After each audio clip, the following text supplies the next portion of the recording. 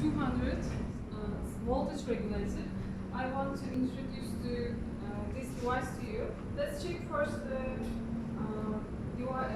upper side.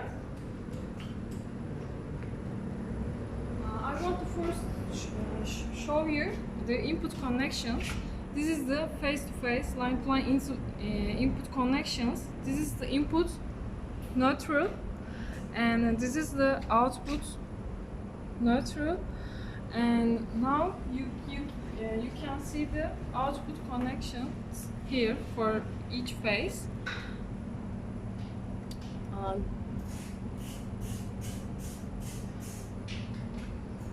These are the contactors, and these are the protects your device if the voltage is over exceed limit, so it will shut down the device.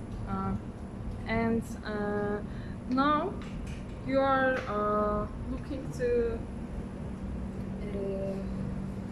each phase on the device again, and here this is current transformer, and this is this is a line 1, and you are now seeing the main board.